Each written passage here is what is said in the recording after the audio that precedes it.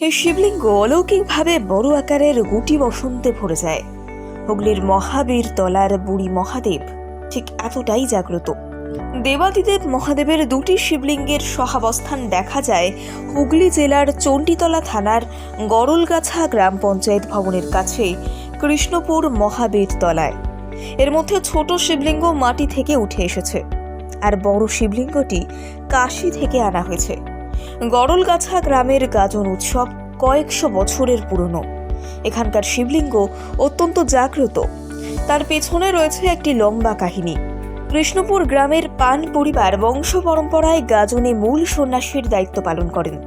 একবার গাজন উৎসবের ঠিক 1 মাস আগে মূল সন্ন্যাসী রামজীবন পান প্রচণ্ড জ্বর এবং সঙ্গে গুটি বসন্তে আক্রান্ত হন। আগেকার দিনে বসন্ত হলে সেই পরিবার এবং সংশ্লিষ্ট সবাই নিরামিষ খেতেন।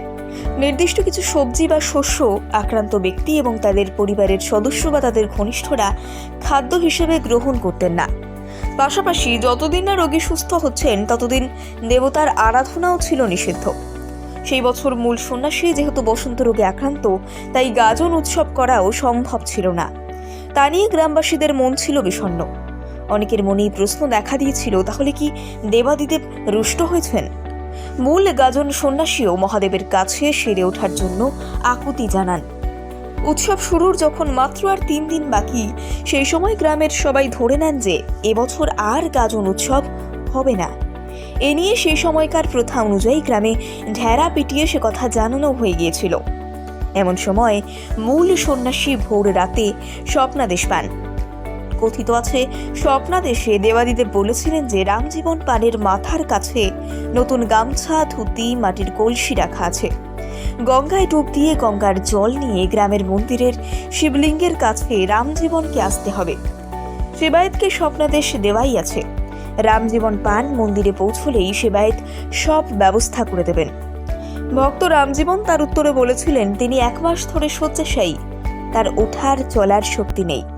কথিত আছে দেবাদিদেব নাকি তৎক্ষণাৎ রামজীবনের সেই কষ্ট দূর করে দেন, আর রামজীবনও শরীরে এক অপূর্ব শিহরণ উপলব্ধি করেন। দেবাদিদেবের স্বপ্নাদেশ পেয়ে কাউকে না জানিয়ে নতুন ধুতি পরে কোমরে গামছা বেঁধে মাটির কলসি মাথায় নিয়ে ভক্ত রামজীবনও উত্তরপাড়া এলাকায় গঙ্গার দিকে রওনা দেন। এর মধ্যেই সকাল থেকে রামজীবনকে কোথাও দেখতে না পেয়ে বাড়ির লোকজন উদ্বিগ্ন হয়ে পড়েন। তারা খোঁজাখুঁজি শুরু করেন, কারণ রামজীবন সে সময়ে কলা পাতায় শুয়ে থাকতেন। চলাফেরার শক্তি ছিল না, সর্বাঙ্গ ভরে গিয়েছিল গুটি বসন্তে। এই পরিস্থিতিতে হাজারো চেষ্টা করেও পানবাড়ি ও পাড়ার লোকজন রামজীবনের খোঁজ না পেয়ে চিন্তায় পড়ে যান। এমন সবাই দেখতে পান মাথায় জল ভরা মাটির কলসি নিয়ে ভিজে নতুন ধুতি পরে কোমরে গামছা বেঁধে গায়ে চন্দন মেখে রামজীবন মন্দিরের দিকে হেঁটে চলেছেন। স্বপ্নাদেশ পেয়ে মন্দিরে উপস্থিত হয়েছেন সেবায়েত। তিনি শিবলিঙ্গকে পরিষ্কার করতে গিয়ে দেখতে পান শিবলিঙ্গ বড় বড় গুটি বসন্তে ভরে গিয়েছে। সবার সঙ্গে তা দেখতে পৌঁছে যান রামজীবনও। দেখা যায় রামজীবন পানের গায়ে গুটি বসন্তের চিহ্ন মাত্র নেই। সেই দৃশ্য দেখে উপস্থিত সকলে ভগবান শিবশঙ্করের নামে জয়ধ্বনি করে ওঠেন। সেই থেকে এখানকার শিবলিঙ্গে গুটি বসন্তের চিহ্ন দেখা যায়, আর এখানকার দেবাদিদেবের অপর নাম হয়ে ওঠে বসন্ত রায়।